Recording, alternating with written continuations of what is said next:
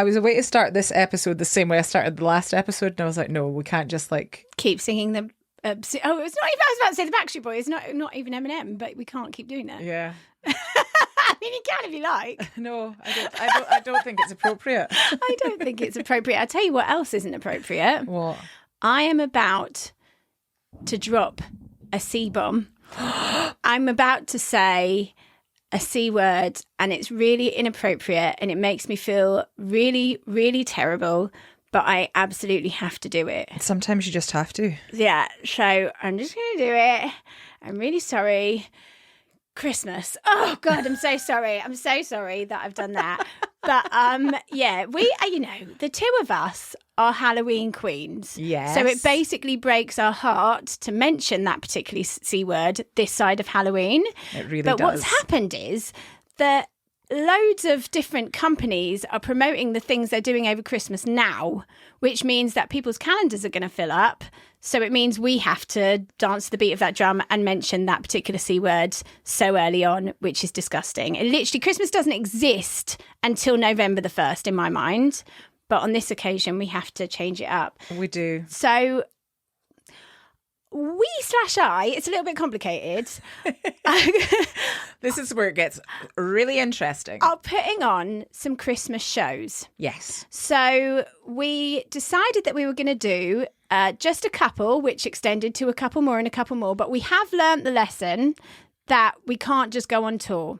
So if we're not coming to a city near you, it's because it already got out of hand. Yeah. And it was supposed to be like one or two.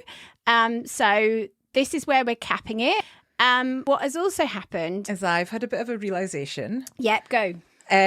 Not that I don't enjoy the live shows. I absolutely do. And I've overcome some massive challenges in doing them with my confidence. But I realised that I've been taking on a little bit too much, and ironically, ironically, too much to everything. But yeah, just making commitments that aren't really healthy for me, and not owning up to the fact that I can't do things, which is then in turn, causing problems. And so with going into third year at uni, I know that this is where things start to get a little bit more serious. And I finish uni just at the beginning of December, which is essentially when we're about to go and do a few shows. About to go and do some shows. So I've essentially stepped back, allowing Laura to crack on and do what she wants to do. Yeah. Because it's not okay for me to commit to something and then get disabled by the inability to do anything because of the overwhelm, and then for her to have to do all of the work and I just turn up, and that's not okay. And I mean, it's not even so much that. I think it's been such an important realisation is the people pleasing. Yeah. Because you have historically thought that saying yes to things that I want to do will keep me happy. Yeah. But it actually doesn't, because then as time goes on, you become more and more stressed and the task paralysis sleeps in. I'm left spinning all the plates. And actually, that makes me very, very, very unhappy. Yeah. So it's a huge realisation that you're working through, which we'll be addressing as we go along. Absolutely. So what we've come up with is like an idea that will change, could change, might not, as we go along. But basically, the moment we decided to do some Christmas shows, I got so bloody excited, I made the graphics in a day. That's how much I love the live shows. The venues are booked, the graphics are done. Yeah, she's ready. I absolutely love it. It's like everything to me. Yeah. Whereas Dawn became a little bit anxious. Yeah. And this has sort of grown, and it's totally understandable. So what we've done is we've changed it to the usual Dawn and I doing a show to me doing a show, which is big, brave and scary and possibly stupid. But what we've realised is that Christmas is such a triggering time for ADHDers, right? There's so many different triggers, as we've addressed last year. But on top of that, there are going to be a load of events, works dues, family dues, all of these places that you find it really difficult to put on a mask and go to at Christmas.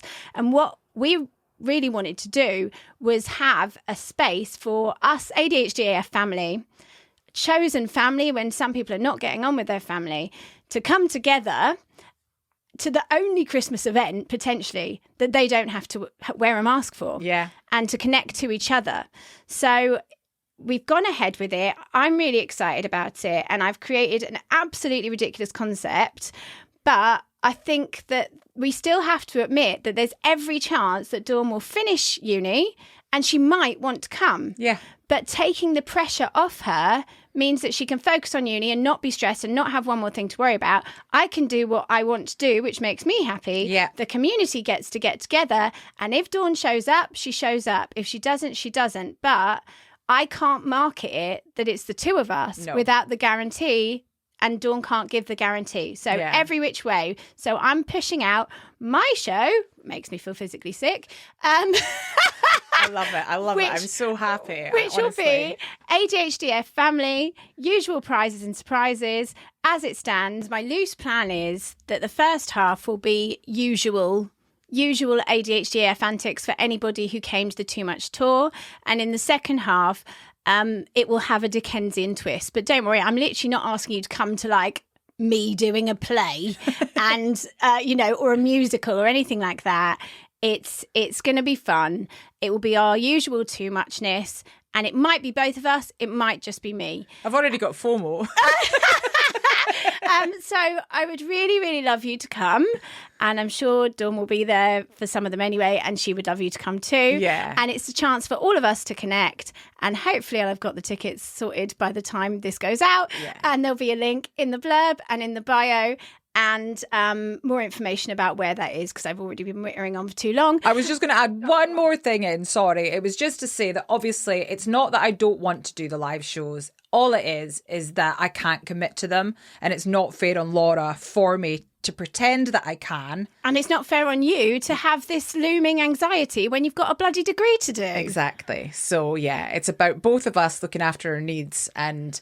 we're finally practicing what we preach. Yeah, we finally are, even though I thought I already was and then realised, no, that you're not. So, yeah. ADHD will trip us up time and time again, but we get up and we learn and we find a way forward. Yes, we do. Yeah. So from one C word to another amazing C word. I like Our it. next guest is called Cate, but with a C. And you will know her as... Catieosaurus. So... Catieosaurus is a certified sex educator with ADHD, a mental health advocate and a full-time content creator. As a professional streamer and TTRPG influencer, that's roleplay, I don't know what it stands for. Something to do with roleplay gaming, but we should have found out what the TT stood for. But what did we say? Tyrannosaurus tarantula? Tiny tits. I'm not saying that you have tiny tits, Katie. No, nobody on this and even if you do, no, let's just cut the tit thing. There's no, you can't recover from it. Anyway, as a professional streamer and TTRPG influencer, she is passionate about opening conversations up about neurodiversity and accessibility into the gaming community. What a legend. Yeah. Let's dive in. Let's go. ADHD has females, ADHD AF. ADHD has females, the podcast. We did it for the acronym. Hi, I'm Dawn. Hi, I'm Laura, and we are ADHD AF. Seriously. Well, that feels like a lifetime ago. Doesn't it just? Since that recording in May 2022, we have been on quite the safari. Mm-hmm. We moved to the same street at the same time, at the same age, with the same undiagnosed neurodevelopmental condition. But despite all of the serendipity and the similarities, our ADHD presents completely differently from each other. But make no mistake, it is equally debilitating for us both. Over the course of season 1, we used our voices to raise awareness, break the stigma, and share our experiences in the hope that they help others. And unbelievably, it worked, leading us to help listeners in almost every country in the world and creating ADHDF live events and an online peer support community, for all of which we're so very grateful. Despite all that, we're still just two rebels with a cause, having a blether from a tiny village on the beach in Aberdeen, Scotland. Two pieces of sea glass washed up on the same shore. Trigger warning. We cover some triggering topics, so please read the description of each episode before listening. We're not medical professionals, therapists or coaches. We're not qualified or even emotionally equipped to offer advice or support. We're only experts by our own experiences, which we share alongside what we discover in these crucial conversations to raise essential ADHD awareness amidst a global crisis. We won't always get it right. We will talk over each other and forget the point mid-sentence. As we continue to unmask, we're attempting to unashamedly own our own too muchness. We wear leopard print to our events because the leopard is a symbol of Aberdeen. It also symbolises bravery, courage, and the reclaiming of power. Plus, we're a little bit Han. Yeah.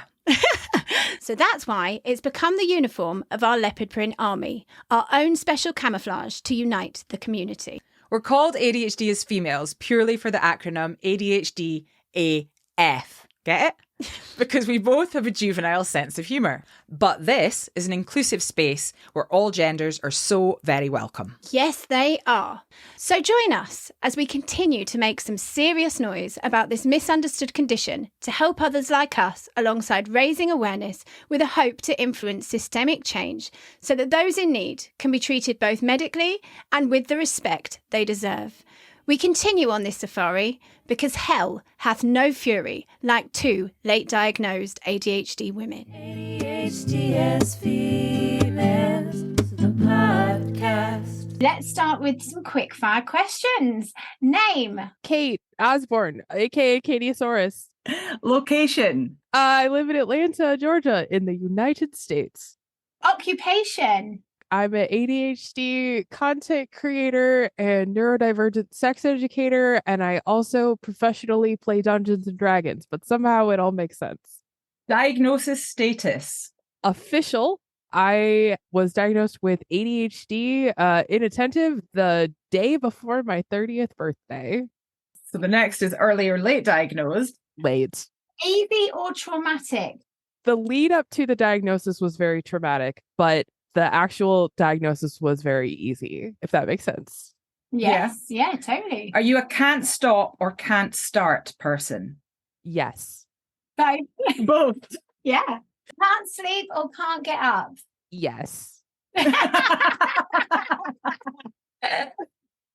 Over emotional or impassive? Oh man. I want to say yes for rule of 3, but I think it kind of depends on what's going on, because like sometimes it's like really easy for me to like lock the feels down, but sometimes I'm like nah, and then I just have to like go off.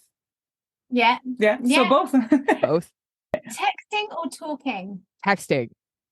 Books or audiobooks? Currently audiobooks, but at 1.5 speed. Going out or staying in? Staying in. Cats or dogs? Dogs. And what is your current hyper focus? Man, I don't know. I guess like I would say I'm building like we have a hammock in my backyard, and so I've gotten really into like making it like a glamping area. Oh, I love And so the other day I spent like 7 hours outside in the Georgia heat, like trying to get the like mosquito net like draped artistically. And it was very silly. And then I came inside and I was like researching like tents and like glamping floors and like tables and like all the silly stuff. Oh, So like I guess maybe that. Yes. Yeah, sounds like it. So yeah, that was our quick fire round, which probably isn't the best thing for people with ADHD. But yeah, a little bit of external pressure. So you're a co-host of the amazing podcast, which is Cate and Eric's Infinite Quest. Is that right? Yeah. Yeah. Amazing. And you play Dungeons and Dragons alongside navigating ADHD. But yeah, no, I am the host of Cate and Eric's Infinite Quest. We're a podcast where we talk about ADHD and depression and living life as neurodivergent adults. And then out of that, one day for a special sort of like charity episode, we started playing Dungeons and Dragons, and we accidentally broke the internet, and it was very funny because we did not know. We had no idea what we were getting into.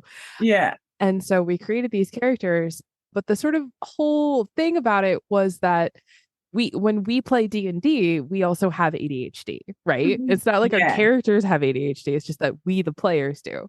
Of course. And what I realized was that TTRPGs, tabletop role-playing games, for those of you who don't know, are just this incredible microcosm of managing executive dysfunction and managing ways to sort of support yourself and build systems and structures in which you can really learn about yourself. And so that's like that became sort of like a lot of the work that I do. So now I'm a certified sex educator and I talk a lot about neurodivergency and intimacy, but then the other 50% I talk about like TTRPGs and gaming and how gaming can support and provide structure for the neurodivergent brain. So I just like to say that I work in 2 different types of dungeons. Oh, I love it. It's so good. It's love so that. good. It's really funny because on our tour, we basically made our ADHD awareness raising mission a game of bingo. Yeah. And so I just love the kind of the parallel of that we were playing games, and it's a really good medium through which to do it. Yeah, absolutely. It makes so much sense. Yeah. So I played Dungeons and Dragons at Christmas time, and I was so shit at it because it's just all these rules. I was like, what are you going to do now? I'm like, head pop the door open. It's like, you can't just do that, Laura. I'm like, but I want to. Ridiculousness. But could you not? I don't know. I think I was just being too risky. Obviously, I was displaying my risky behavior and not having backup or a strategy of where I was going and what the purpose was. Kind of thing. Exactly. But that's what's so amazing about it too, is that you get to fail it safely and you get to practice failure safely. And so it's like, headbutting the door didn't work, but like you made a choice, you took a risk, and then when it didn't work out, like you didn't die. Nothing bad happened. And so like TTRPGs wind up being this incredible place where you get to practice failure and also practice like strategizing and task management. And I just think that's so interesting because I think it's so easy to look at something like D&D or just, TTRPGs and be like, oh, those are silly. Like those are for nerds or whatever. But I'm like, no, like non-nerdy adults can learn so much about their ADHD and their neurodivergency by like playing a little round of D&D and seeing like how their brain reacts to like choice. And that's really funny because I did literally display my ADHD symptoms within playing. Yeah, that's hilarious. Exactly. Right, sorry, I went off piste already. Right, that's all right. So what stage are you at on the ADHD late diagnosis roller coaster? I was like all the way to the acceptance phase.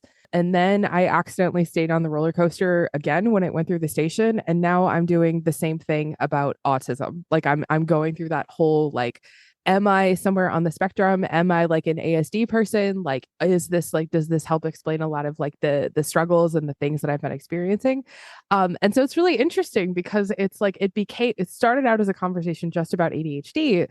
And then it became a conversation so much more about like the comorbidities and like how much overlap there are in those 2 communities. It's the most commonly co-occurring comorbidity. Yeah. And so I was just kind of like, okay, well, this is an interesting place to be in my 30s. But yeah, so I would say like I'm just all the way back on the roller coaster. I'm just like going like, okay, I guess I'm just going along for the ride a second time. So are you going to go for assessment for ASD? Yeah, I'm currently in the process. But here in the US, it's quite a lengthy process. And it's a process that involves like I don't have time to get into the United States healthcare system rant. Mm-hmm. But it's not great. It's not set up for success or support of any kind. And that's all I'll say about that. Yeah, of course. And like one of the questions we ask is what ADHD cocktail are you? So like with comorbidities, do you have others that you're happy to share? Yeah. So my ADHD shows up as ADHD with depression and anxiety.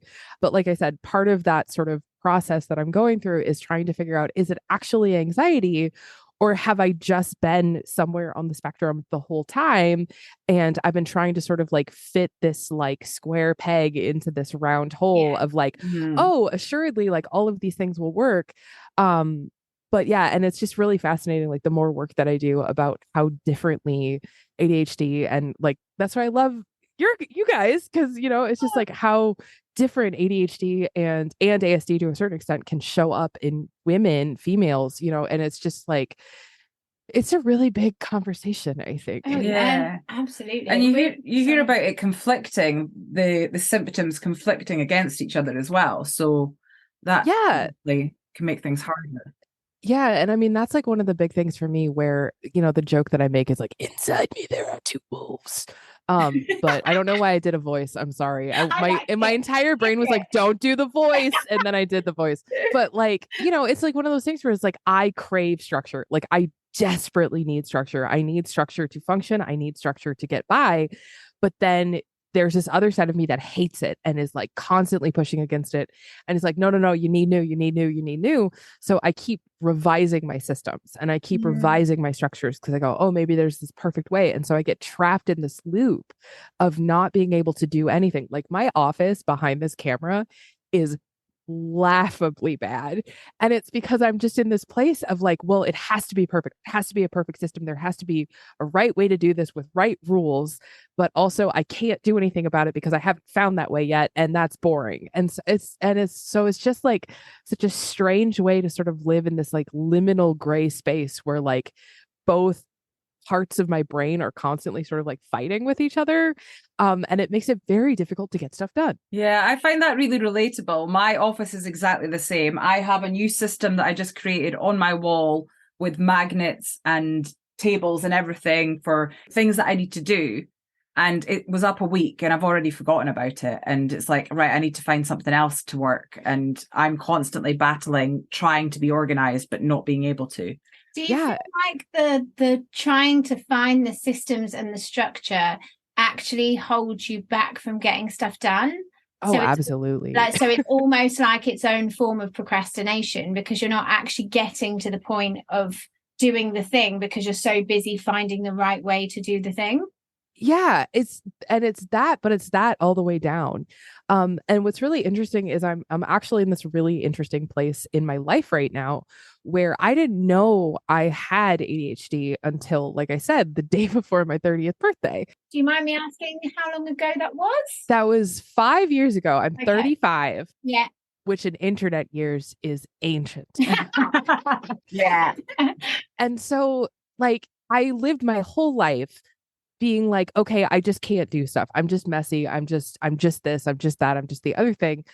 But like secretly it was ADHD the whole time. And so I moved into this house where we're living, not knowing that I had ADHD. And so everything got put in a room in a way that was just put in a room. It was just put in a room, you know? And so now it's like knowing that I have ADHD and knowing that I have a need for structures, but it's like systemic to the entire household where it's like the cabinet where I put my coffee cups doesn't make sense, right? It's like across the kitchen from the coffee maker. So I need to move the cups to where they could be above my coffee maker. But to do that, I have to figure out a place to put my wine glasses. But to figure out a place to put my wine glasses, I have to figure out a place to put the other cups. And then if I do that, well, then I might as well move the bar stuff, right? I don't need my booze there if the wine glasses aren't going to be there anymore. And so then I need to go over to the dining room and then I should maybe rearrange that place in the dining room. And it goes on and on and on and on. And it's because I never made a choice that made sense in my brain. I just put stuff where it made sense to put.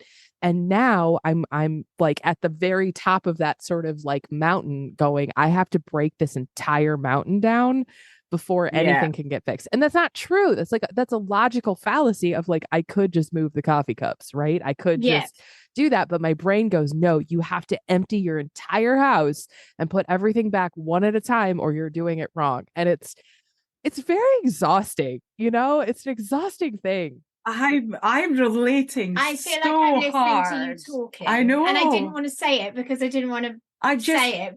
Literally, you are done. I just organized my whole kitchen because when I moved in, I threw everything in. And now I'm organizing the whole kitchen, which has in turn led me to move my dining table out of the living room, which then meant I had to take the sofa bed out of the spare room. And now I'm in this massive turmoil because there's shit everywhere. Can we be friends? Yeah. It's really funny because like my opposing viewpoint of things, which I would previous to knowing about ADHD, I would put down to laziness, is that I want to find the fucking quickest and easiest way to get any fucking thing done. So when there's like a system, I'm like, fuck the system, move the tap, right, let's go, bang, bang, bang. I don't give a shit if the system is perfect or not, because there's shit to do and I want this out of the way so I can do this and this.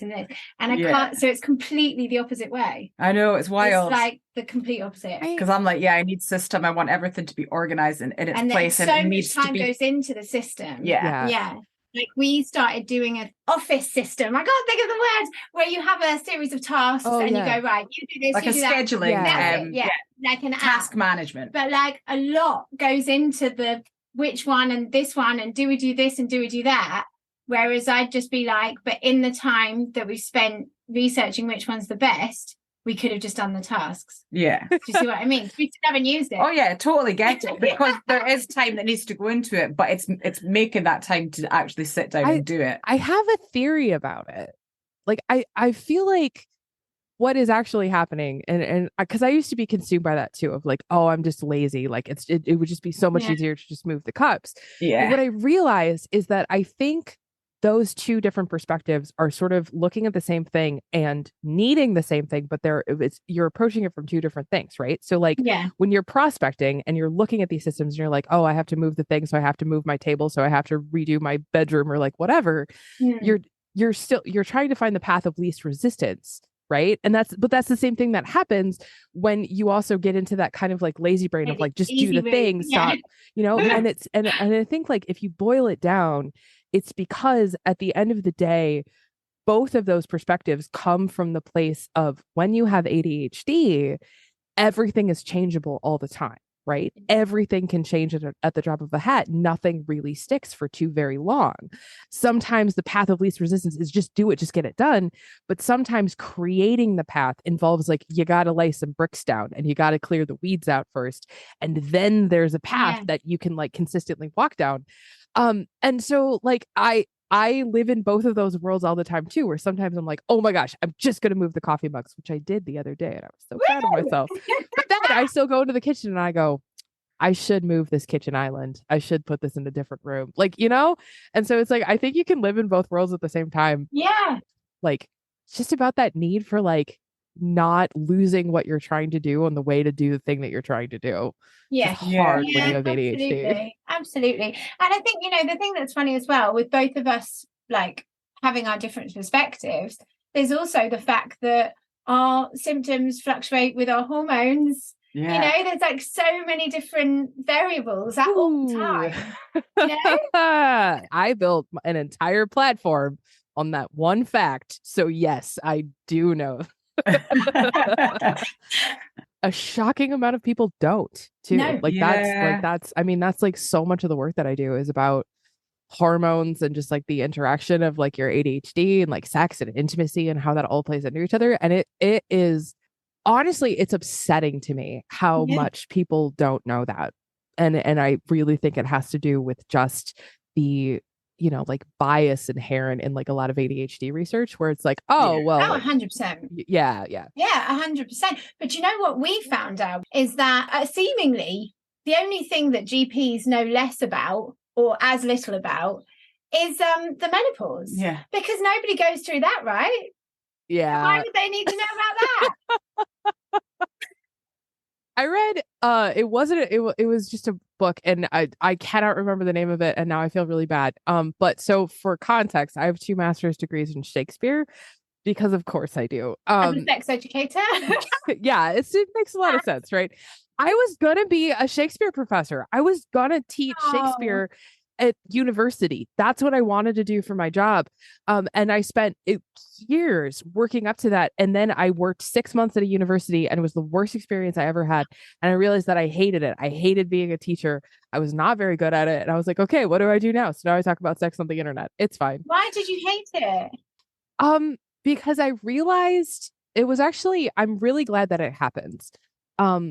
Because what I realized is what I love being in a system like academia, where I have permission to do deep dives, where I have permission to hyperfixate. I have permission to be like, okay, like very famously, I once figured out how big the turkey was in A Christmas Carol. And that was like 6 months of research on Charles Dickens and like Victorian England and like London poulterers in 1895 to like get to this point. And it was because like, I love that deep dive. And so for me, that's what I was using academia for. It wasn't that I actually wanted to teach and like interact with students, because I'm a very antisocial person secretly. But what I wanted to do was I wanted to research, and then I wanted to synthesize that and tell people about what I had learned, right? Like that was what I loved. I don't like grading papers. I don't like grading syllabuses. I don't like having office hours. I don't like having to grade tests. I don't like any of the component parts of teaching. What I like is researching and then telling people what I learned. Yeah. And what I realized is like, oh, that's content creating. Like that's getting really excited about some component part of ADHD and then making a YouTube video that's like, hey, do you want to learn this weird thing with me? Like, let's go. Yeah. And so that, it turns out, is really where my skill set is at, is being passionate and excited and researching and then sort of disseminating it and not having to do it in like an academic structure. So that's super interesting. Yeah, so interesting. The questions we were going to ask you is, how do you get your dopamine? But is that researching? Is that deep diving? I honestly, my hobby is having hobbies. And I think like for a really long time, I held such shame about that. And I was like, oh, I can't decide. You're supposed to choose. You're supposed to choose something. You're supposed to choose and you're supposed to get really good at like one thing. And then that's your thing. And you play the cello and that's it. And I hated that. And so one of, I think, the most like the healthiest thing that I ever did for myself and accepting myself and supporting myself and embracing my neurodivergency was I gave myself permission for my hobby to be collecting hobbies. And so that's what I do now. I get interested in whatever the thing, like right now I'm in the process of learning how to make blue paint in the way that they would have done in the Renaissance, which is incredibly difficult and has involved me growing multiple plants. Like I had to learn about botany and like geology to like, you know what I mean? Yeah. And so it's like, so that kind of thing where it's like, I really feel like curiosity begets curiosity. Yes. And for me, that's where dopamine comes from. My dopamine comes from being infinitely curious and infinitely excited about finding the answer to some weird question that probably nobody else in the whole world cares about.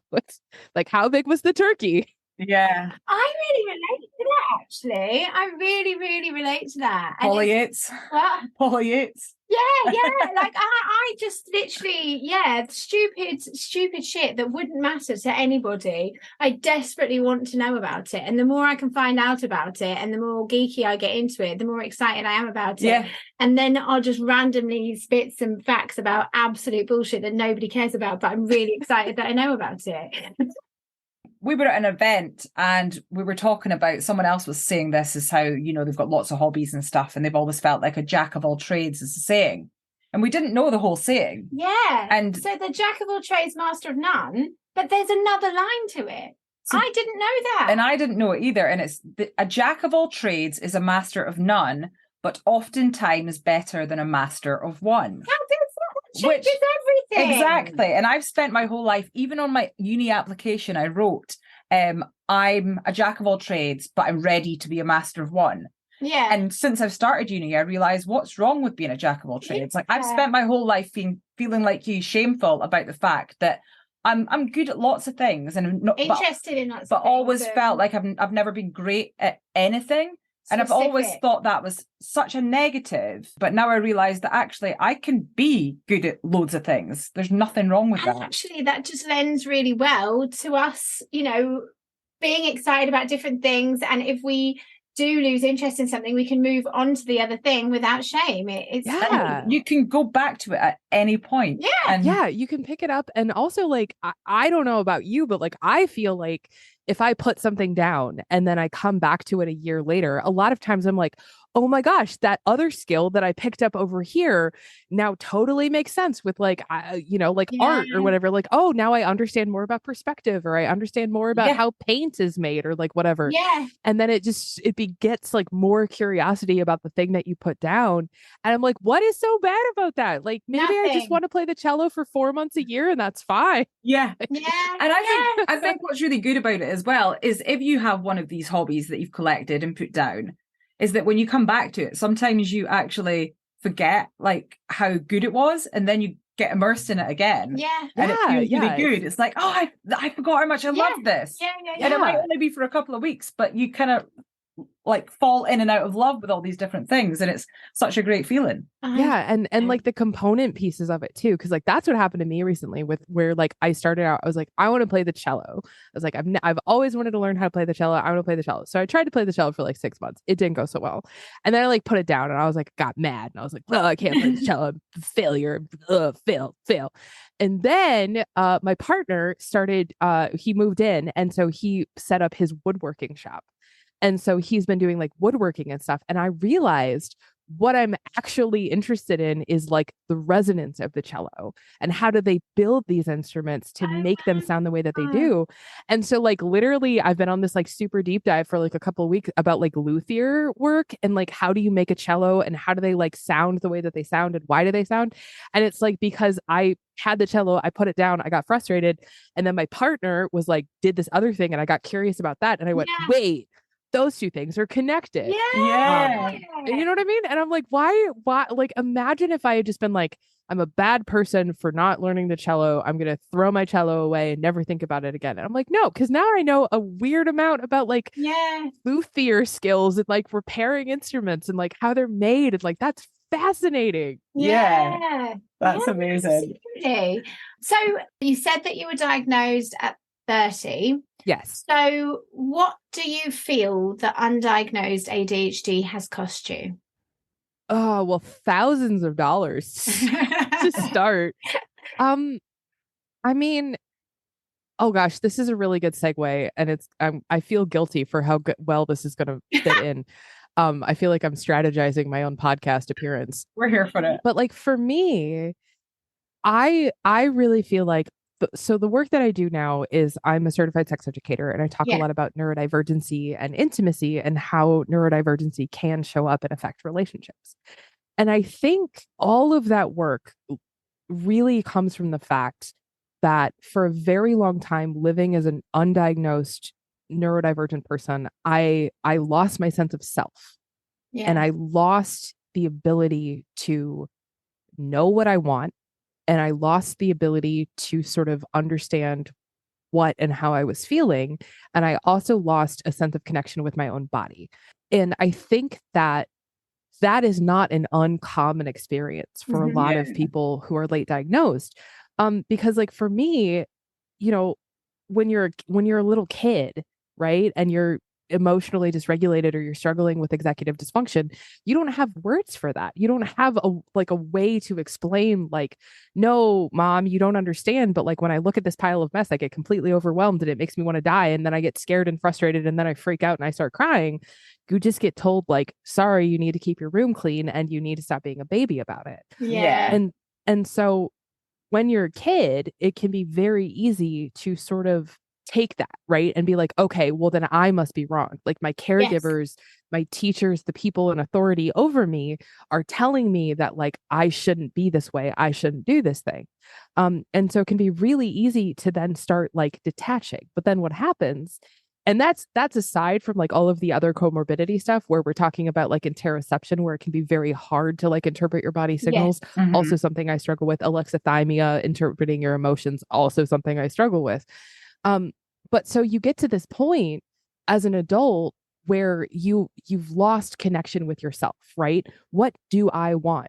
I don't know, because anytime I've tried to get the thing that I want, I've been told that I'm bad and wrong or doing it wrong, or I need to do it differently, or there's a better way to do it that normal people do. Yeah. And so what do I feel? What do I want becomes an incredibly difficult question.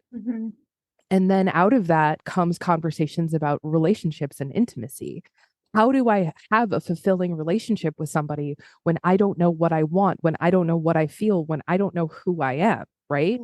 And then it becomes, okay, well, it can be very like easy to get into a relationship where all of that is externalized, right? Where you start looking to people to tell you who you are, to tell you how you feel, to tell you what you want, to tell you what you need. And just be whoever they want you to be anyway, right? And then you start being this chameleon where every person you date, like their favorite movie becomes your favorite movie and their favorite hobby becomes your favorite hobby. And it's still a sense of losing yourself.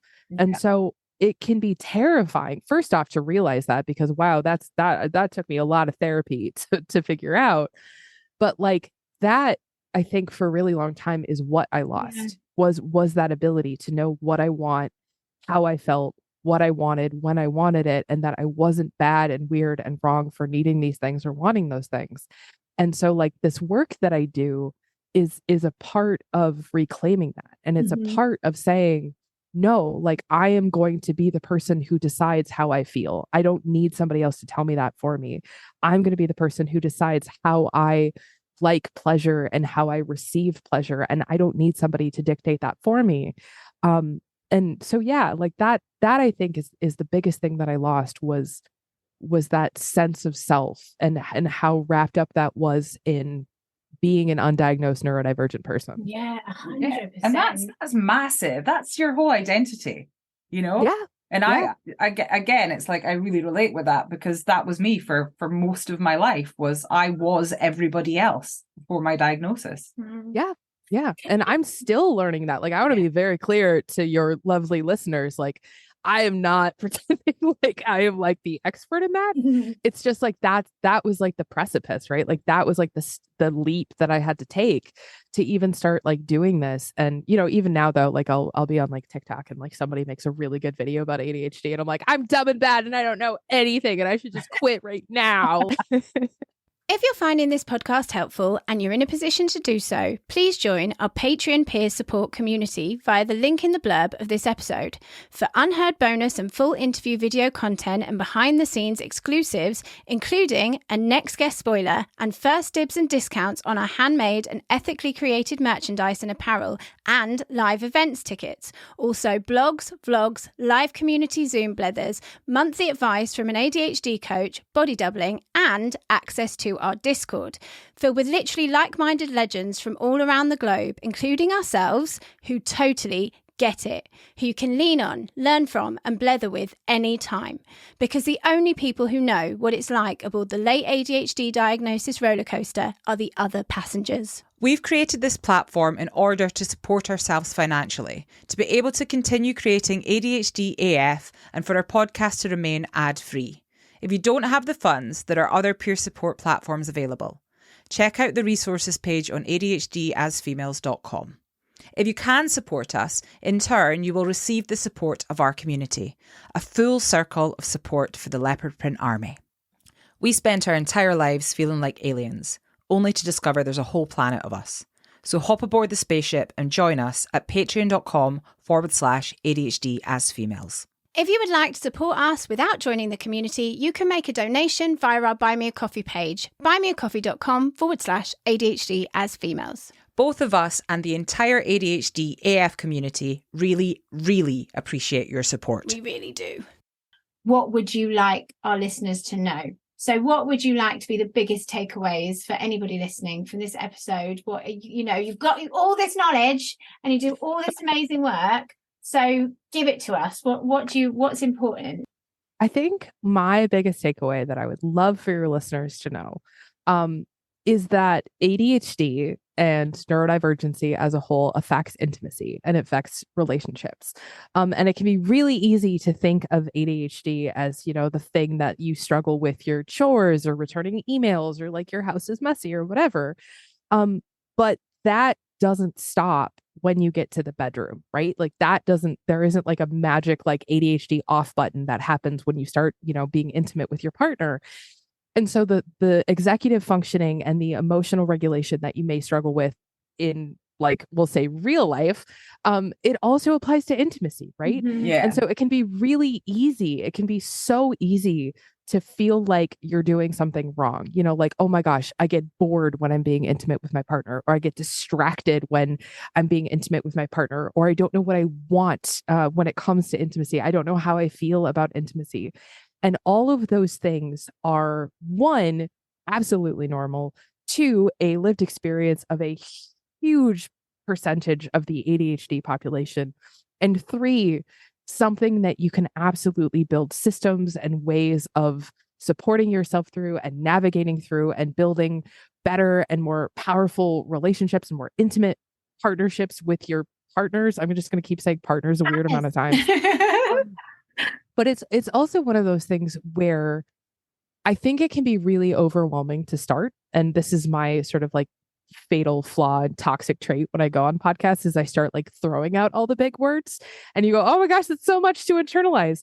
But the real truth is like, you start pulling at the thread of the sweater, right? And you start with ADHD and then you get to emotional dysregulation and then you get to executive function. And then you start learning about interoception and then you start learning about alexithymia and then you start learning about, this, that, and the other thing. And you're like, oh my gosh, it's so much. And that's just if you have ADHD. That's not even adding on like if you have depression or anxiety, or maybe you have like a comorbidity of ASD or something like that. So like there's a lot.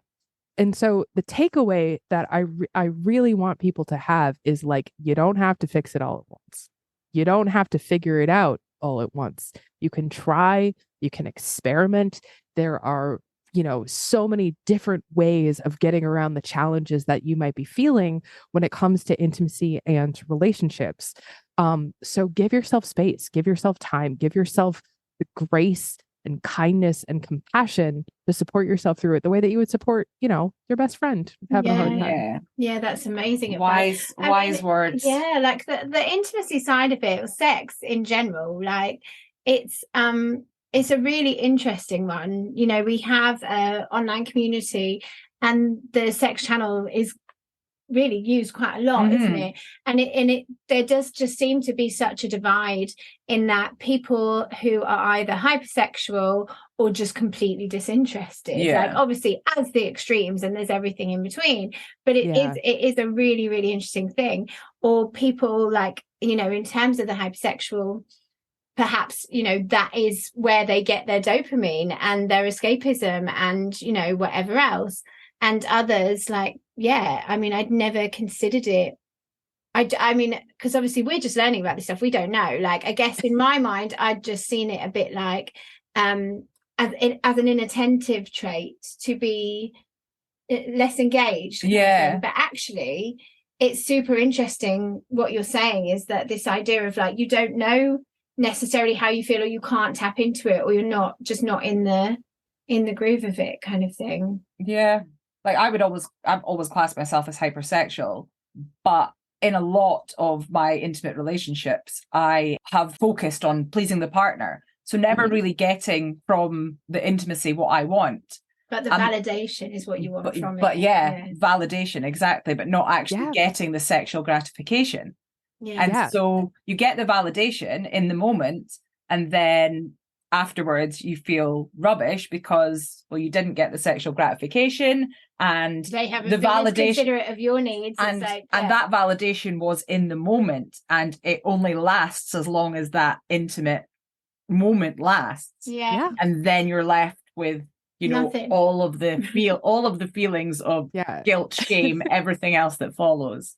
Yeah. And then we haven't even added the rejection sensitivity component to the top of the pile on top. Like, right? It's deeply complicated. And there's a lot of layers. And it's so funny that you said that, because like I am absolutely like I am gray sexual is what I say. Like I am not asexual, but I'm extremely disinterested in sex, but I educate about it. And it's because like for me, like I'm fascinated by sex. I'm fascinated by intimacy. I'm fascinated how our brains work.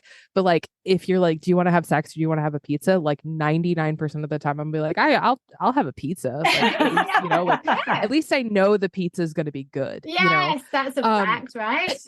but that kind of thing. But like the way that we use sex, like you were saying, for some people, like intimacy sex can be a way of checking into your body, right? And like being like, okay, I'm going to use this as a way to get in touch with how I feel. For other people, it's the exact opposite. I'm going to use sex to check out of my brain, to check out of my body, to like, turn off.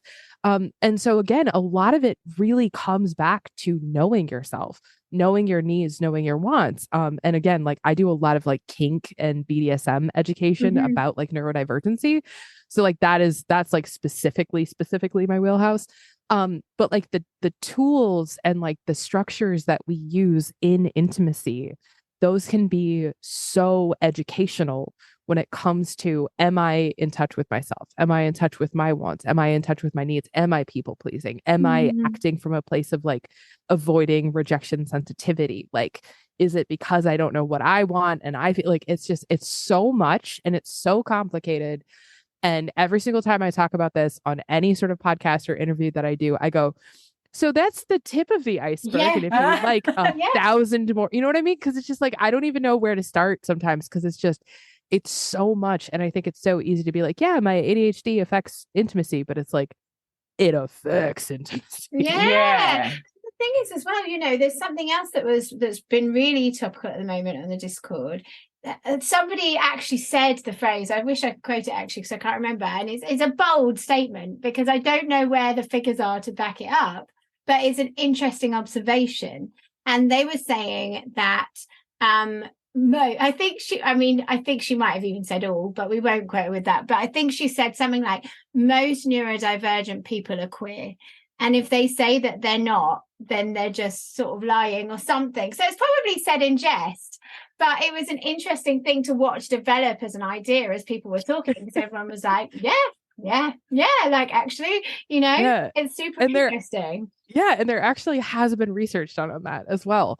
And it's just coming out. It's very new research. And there are some problems with the way that the study was written. But it's kind of true. There's statistically, if you are neurodivergent, you are much more likely to be queer and or gender nonconforming. Yeah. And there's a lot of sort of like chicken before the egg sort of questions where is it because like there's something inherent to neurodivergency that makes us more likely to like, go outside of that sort of like heterosexual norm? Or is it that the lived experience of being neurodivergent is one where you're already sort of looking at society, you're already sort of realizing that like there's just a bunch of arbitrary rules that have been created. And so like, you know what, if I'm a guy and I want to wear a skirt, if I'm non-binary and I want to dress how I want, like I'm just going to do it because it's all fucking nonsense. Like I go on these ridiculous rants about things where it's just like this separation from normal society. And we had Katie Harrison on, who is she's a neurodivergent counselor, isn't she? She was talking about the fact that when you are separated from society, so she gave the example that she was often put out of the classroom because her behavior was like, you're actually separate, then all of the ideals of society already don't apply to you because you don't see yourself as part of it. And it's that rule thing as well. It's rebels. If somebody tells me there's a rule, and I think this again goes for a lot of ADHD people, when rules are put in place, unless that rule makes sense to you, understand the reason why. Unless you can understand that rule and make sense of that rule, you can't follow it. Yeah. So when it comes to, sexual preference and societal's standards of, it's like it should be this, it should be that. Obviously, things are changing, but how things used to be, if you're a woman, you need to be with a man, and if you're a man, you need to be with a woman. And that's a rule that has been created in society. And so why would it apply? Another one to the mix, just because it was floating around in my head. We've obviously been on tour and met a load of people and really connected with a load of people, like actually face to face and not just behind a screen. And I would like to add that most, if not all of the people that we've met are very compassionate people that are really connected.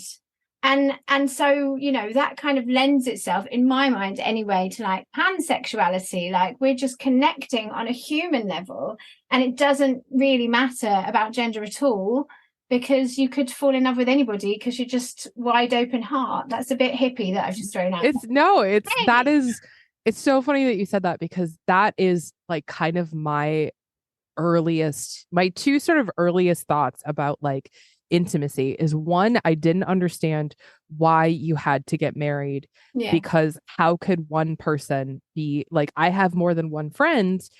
How am I supposed to find this like one magical person who can fulfill all my wants, needs, and desires? I was like 7. And I remember asking my mom and being like, that doesn't make any sense. And my mom's like, well, you're going to find this like special person. I was like, that I have 10 friends. Like, what are you talking about? Like, and now I'm poly, right? Like now, like I have multiple partners, and I was like, oh, well, there's that. Right. Yeah. But then the other thing is exactly what you just said, where like gender is a social construct in so many ways. Yeah. Preference of genitals is different than preference of like person, Yeah. And so it's like, for me, I'm like, I'm exactly the same way, where I'm like, I fall in love with people. I fall in love with how they think and how they navigate the world, and like frankly their curiosity more than anything else. Yeah. And so like, yeah, like exactly. And so I was like, I don't understand like the rigidity of those rules. And then the other sort of like corner of that I completely forgot to talk about is also like the religious trauma that a lot of neurodivergent people experience growing up in like conservative religions, where there are all these arbitrary rules and they're all yeah, right, same. And so like, but that again, like that's another complicating factor to like intimacy and rewarding pleasure, is like having to be like, okay, I grew up in these rigid structures and now I have to be like, oh, actually all of it was fake. Yeah. Like we can't just do what we want. I think it messes with a person's mind as well. Like when you're brought up in learning all of these things and that you believe to be true because that's what you've been taught, that's what you've been told, and then from the people that you trust. And then as you become an adult, you learn that, oh, that's actually not like, you know, set in stone. That's not truth. That's just really opinion. And especially when it comes to things like sex and sexuality, like a big one in Catholicism is like masturbation is a sin. Well, if it's a sin, I'm in trouble. I was like, I see you in hell, bitches. But that's the thing, is like where there's like this sin and this shame and this guilt that is ascribed to these sort of very natural things, but again, that cuts you off from yourself, right? Like I meet so many people, I meet so many clients who are like, oh, I've never touched myself. And I'm like, okay, well, why? And they're like, well, because it's bad and God's going to get mad at me. And I'm like, but how do you know what you want if you're not in charge of your own body? And then they go, oh, and I'm like, yeah, there it goes. Okay, like I'll see you in 2 weeks, you know?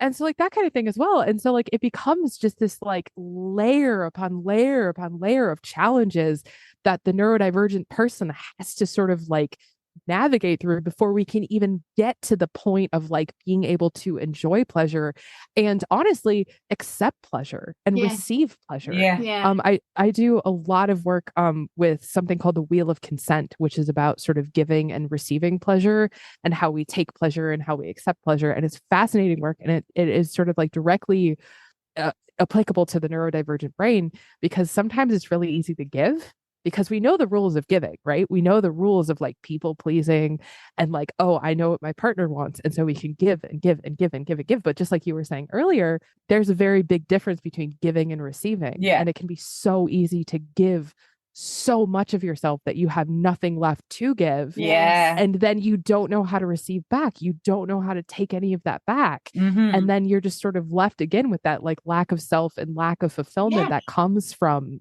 that. Exactly that. And my mind went there like almost instantly when you were talking about it. It's like on top of the fact that if you're just giving, then, well, you could be unvalued so that somebody wouldn't return the favor. But then on top of that, as a people pleaser with low self-worth, you know, the amount of times I'm saying in my youth, you'd be like, oh, don't worry about me. Don't mind me. I wouldn't want to be a bother, kind of an attitude. You know what I mean? That you'd be like, oh, no, that's fine. Do you know what I mean? Or even feeling in a safe enough space to be that vulnerable, to actually enjoy yourself. Because if you're putting on such a show, like what's real and where are you?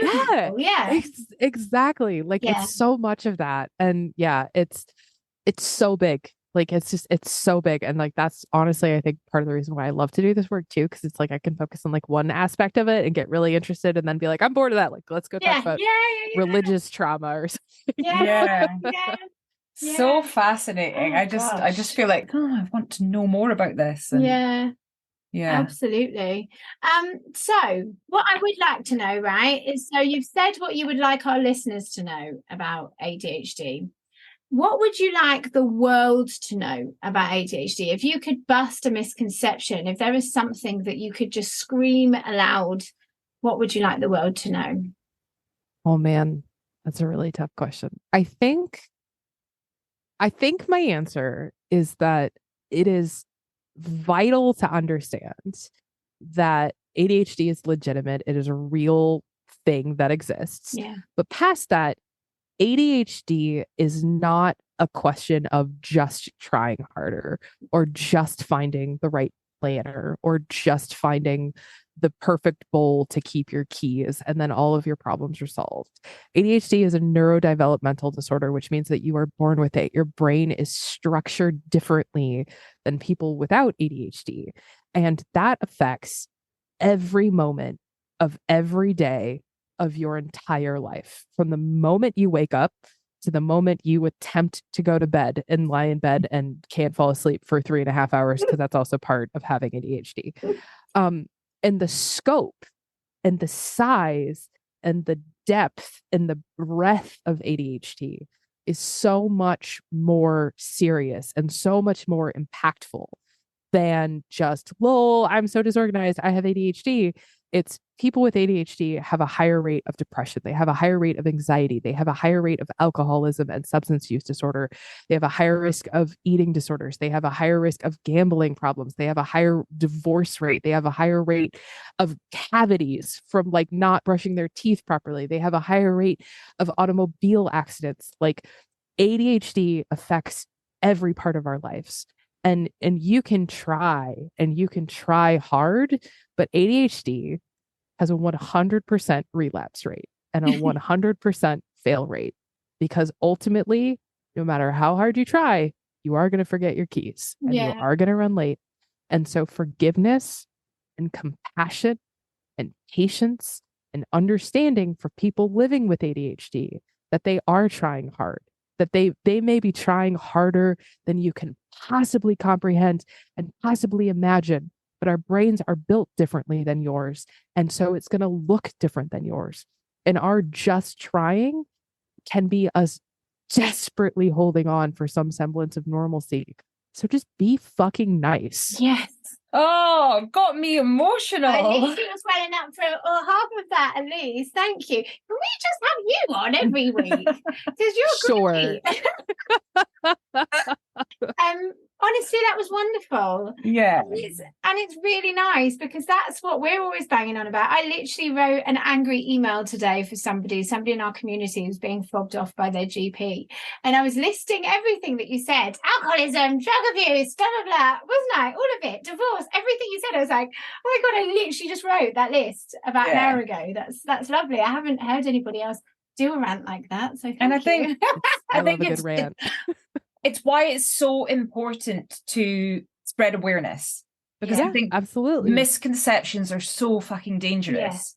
Yeah. And they're everywhere. And the media doesn't help with spreading these. Oh my gosh. All you poor UK folks and that whole nonsense with the BBC lately. Like, wow. But you know, you're literally waiting for some, you know, as soon as there's any bit of press or any kind of coverage, you're like, brace yourself, you know. Oh, every time. You know we're in for it. Every time. But we're not having it.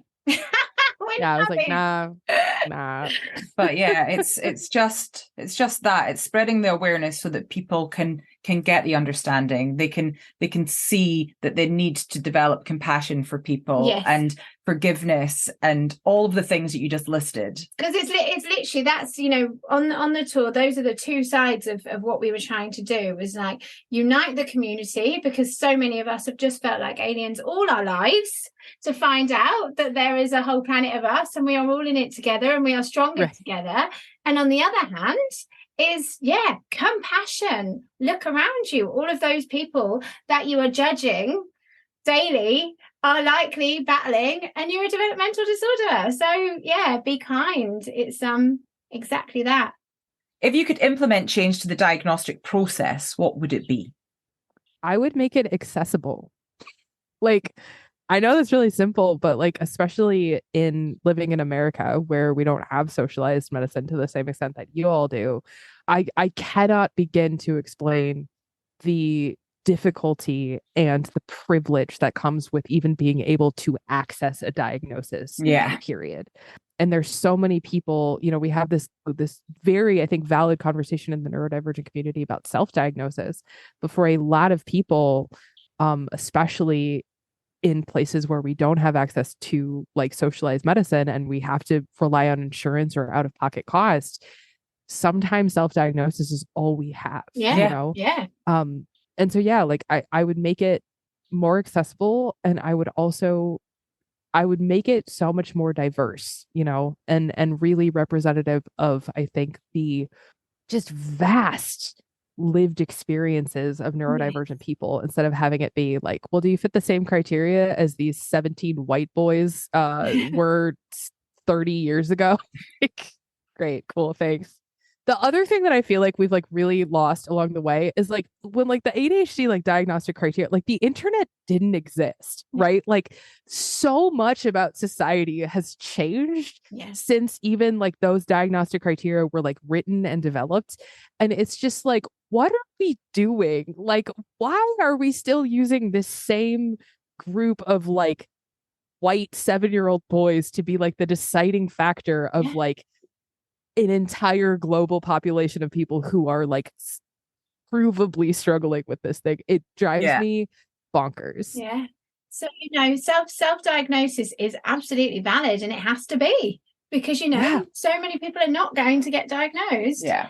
I'll have to wait a very fucking long time, you know? Yeah. It's appalling. It really, truly is.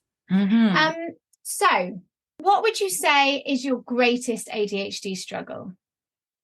That's such a hard question. Because honestly, I mean, not to turn it into another Catieosaurus educational rant, but I think a lot of it does have to do like where I'm at in my cycle and like where like what my hormones are doing. Because there's some parts of the month where like I'm feeling pretty good and like I can get stuff done and whatever. And then there are some days in the month where I'm like, it is an effort to exist. Yeah. I would say that not as an ADHD thing, but just as sort of like a physical human existing in the world thing, is the inconsistency and unpredictability of ADHD from day to day. Because it's like sometimes I'm so productive and some days I'm like, yeah, I'm gonna get stuff done. And then some days I'm like, I am having a terrible depression day, or I'm having a terrible anxiety spiral day. Chronic pain is another thing that we didn't even get into, but a lot of people with ADHD also live with chronic pain. I'm one of those people. And so it's like some days it's just really hard to get out of bed, and you really kind of don't know what it's going to be until you wake up and like assess. And then sometimes you're like halfway through your day and you're like, I'm feeling good, I'm feeling great. And you do like one thing too many. And then you're like, well, back to bed I go. It's that I think is the biggest struggle, because I am a person who craves consistency, and I'm a person who craves structure and routine, and I cannot have it by the very just sort of nature of how my physical being is constructed. And that's weird when you think about it. Yeah. So what is your win of the week? I can't tell you because I'm under NDA, but it's a really big deal. That's it's a really big deal. Win then. It's a really big deal. I'll tell you what. In 6 months, I'm going to email you again, and I'm going to say, "Hey, can I come back on your podcast?" I will have a very exciting announcement. The answer is already. Can we make that deal?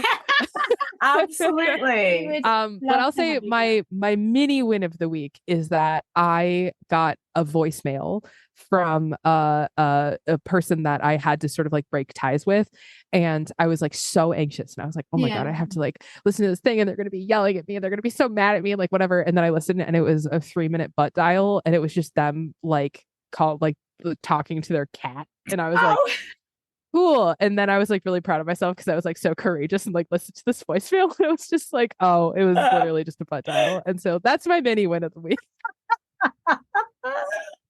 I was convinced it was just gonna be them like cussing at me and screaming and being like so mad, like, oh, I can't believe it.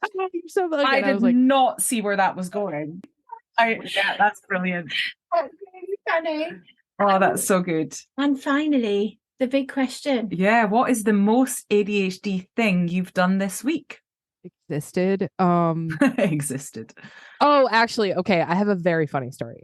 So I am in the process of hiring a publicist, which has a lot to do with the NDA thing that I'm not allowed to tell you about until 6 months from now. But so I'm hiring a publicist. And so I've been doing like job interviews with people. And I've never done that before. I've hired people, but it was like at the Renaissance Festival, you know? So I was like, would you like to be a fairy? And they're like, yes. I'm like, great, you're hired. And so I've been doing these like serious business person interviews, and I've been trying to like do a good thing.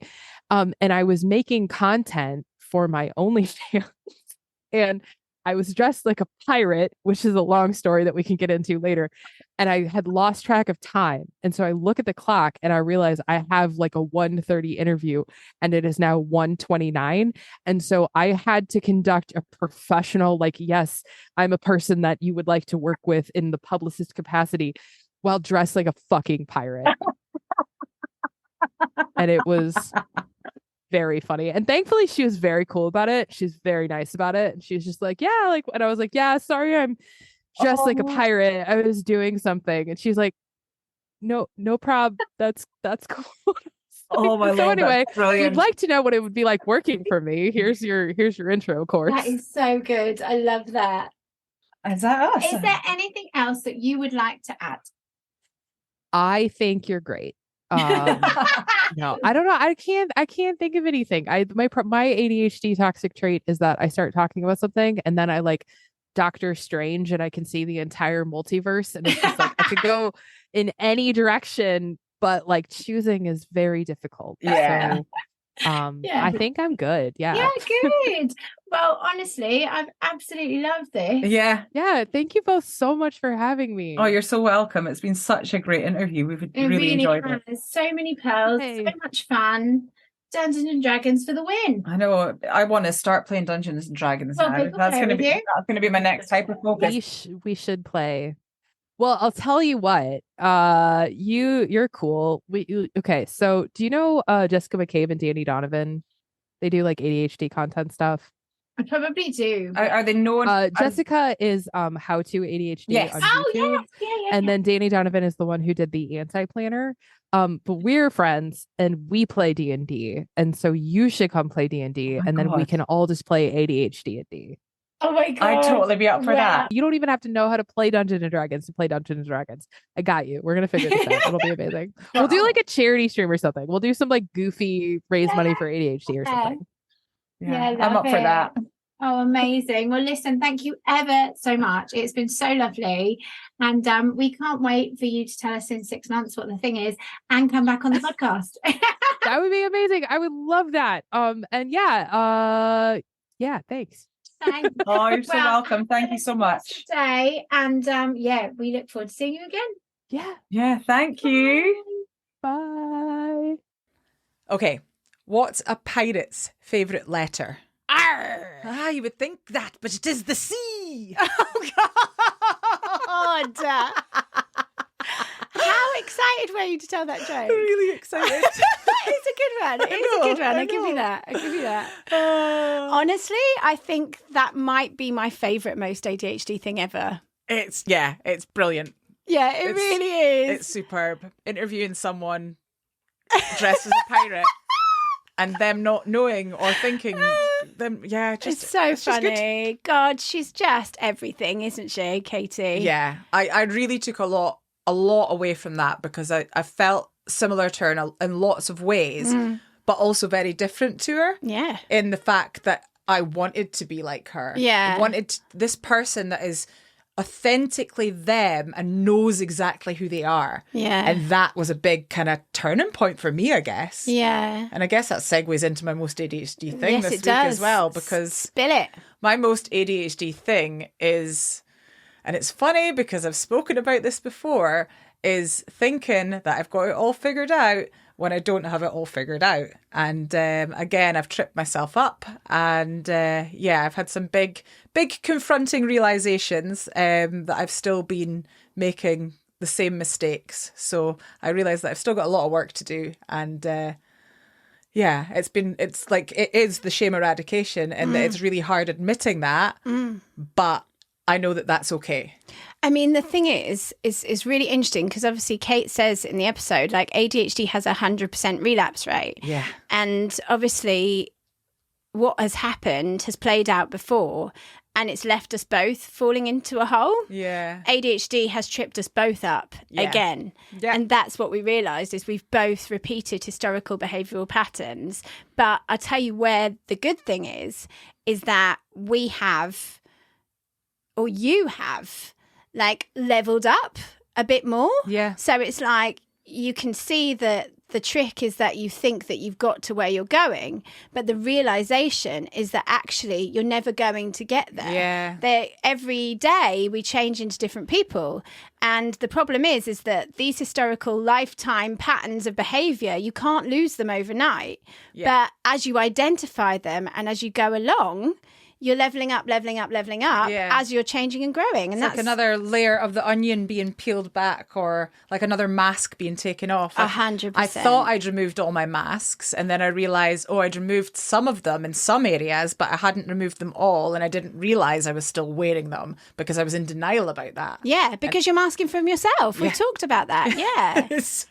And it almost feels like, I've not been authentic to people. But then I was authentic in that moment. Of all the times that I've been speaking to people, I did think I was being authentic in the moment. I just didn't realise that I still had a lot of work still to do. Yeah. And now I do. And I'm just really thankful that I've been able to recognise that. 100%. So, yeah. It's daily work. Yeah. It's daily work. Yeah, and I realised that it's not about getting to an end destination. It's about just, doing that little bit of work each day. Yeah, absolutely. And you know what, like that's mine too, is that like I fell into the same behavioural pattern. Yeah. It's like, I'll just get this done and it doesn't matter how I feel. We just need to do X, Y, and Z and, just keep the peace, keep everyone happy, keep it all right, just get through. That's my historical pattern of behaviour as well. So we both did it. Kate's right, 100% relapse rate. Yeah. It's, we have to be aware of it and practice what we preach is like identify the struggles, put systems in place, accepting that they're going to be the same patterns that keep coming up again and again and again. Yeah. Yeah. But it's good and it's happy because we've learned a lot and we're going to continue to keep learning and growing and blooming. Oh God. Blooming can get in the bin with Journey, actually. It can bloom and get in the bin, can't it? That was really shit. Blooming marvellous. I'm like that was shit to the point I'm going to edit it out. But I'm not. I'm going to leave it in. I'm going to leave it in. I think that's everything. Just a massive thank you to Katie. Yeah.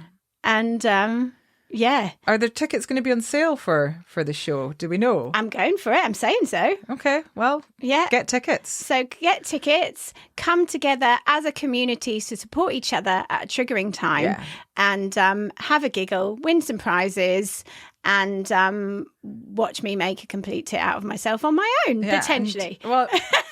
Chances in the name of ADHD awareness and camaraderie and support. And chances are, last minute FOMO, I'll turn up and I'll be there. But I might not be doing anything, but I'll be there to support and enjoy the fun. Yeah. And speaking of support, come and chat to us in the community. If you've enjoyed listening to us and you want to talk to us or you want to talk about the episode and you want to speak to like-minded legends, come and chat to us online via our link in bio and on this episode. Yeah.